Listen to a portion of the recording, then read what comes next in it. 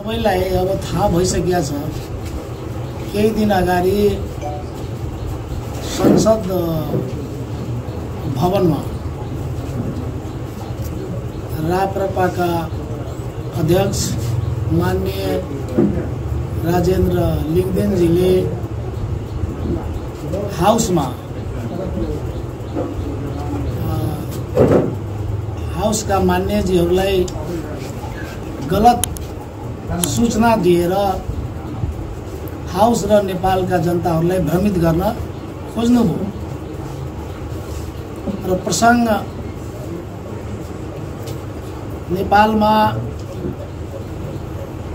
जो लाखौं जनताले वर्षौंदेखिको जनताको जुन चाहना जनअधिकारको लागि सङ्घर्ष गरेका शहीदहरूको बलिदानको कारणले नेपालमा स्थापित भएको संघीय लोकतान्त्रिक गणतन्त्रात्मक व्यवस्था जुन व्यवस्था अन्तर्गत अहिले 2टा निर्वाचन सम्पन्न भएर नेपाल अहिले शान्त विकासको प्रक्रियामा अगाडि बढिरहेको छ। तर असम्भव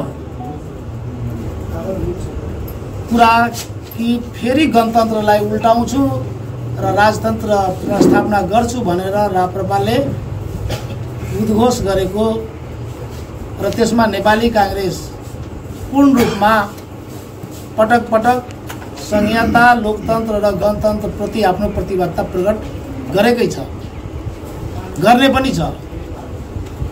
अब मृत्यु भइसकेको राजतन्त्र नेपालमा अब कहिले फर्किँदैन त्यो प्राय गएर निश्चित कुरा हो।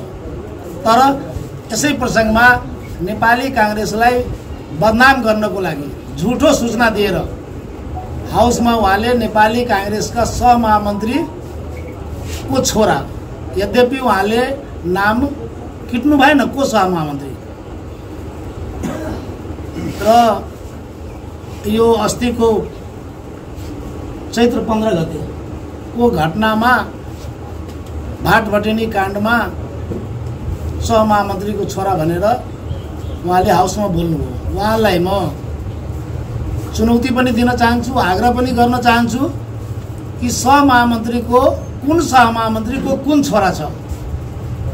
आज उहाँले हाउसमा प्रष्ट रूपमा फोटो र नाम सहित उहाँले नेपाली जनतालाई सांसदहरूलाई उहाँले बताउनु पर्यो। मैले सहमहामन्त्री जीहरूसँग मैले कुरा गरेँ, कुनै सहमहामन्त्रीको छोरा र छोरीहरू कतै गएको छैन, त्यो घटनामा संलग्न छैन। र राजेन्द्र लिङ्गदेन जसको पार्टी अहिले पनि म भन्छु, अब उसले जुन मुद्दा झुठो मुद्दा लिएर जो राजतन्त्रको वकालत गरिरहेको छ, नेपाली जनताको विरुद्धको त्यो पार्टी हो। त्यो पार्टीको दर्शन र सिद्धान्त आजको संसारमा अब कहीँ छैन। त्यसैले सर्वस्वीकारी पद्धति लोकतन्त्रको विरुद्धमा जुन पार्टीहरू गठन भएको छ त्यसको कुनै यो महत्त्व नभएको र जनताले नरुचाएको कारणले यस्तै नेपाली जनतालाई भ्रममा पारेर फेरि आफ्नो यो नेपाललाई पछाडि पार्न खोजिरहेको छ। र त्यसै प्रसङ्गमा यो सहमहामन्त्रीको छोरा भनेर भनेको छ जो निराधार छ, कपोल कल्पित छ, झुठो छ। यदि उहाँसँग प्रमाण छ भने उहाँले आज हाउसमा प्रष्ट रूपमा नाम तोकेर कसको छोरा को हो त्यो भन्नु पर्यो र जसको छोरा भए पनि कानुनी दायरामा ल्याउनु पर्छ सरकारले।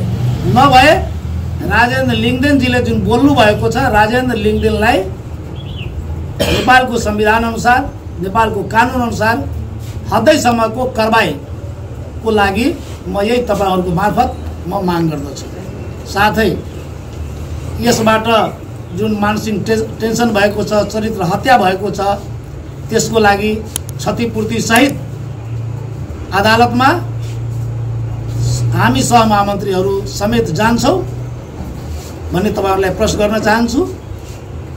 र यो आन्दोलन जो गणतन्त्र विरुद्धको आन्दोलन भनेको छ, यसैबाट यो आन्दोलन झुठो आन्दोलन हो, भ्रमको आन्दोलन हो र नेपाली जनता यो आन्दोलनमा कहीँ र कतैबाट समर्थन गर्नु हुँदैन र गणतन्त्रप्रति आफ्नो प्रतिबद्धता व्यक्त गरोस् भन्ने म चाहन्छु। धन्यवाद।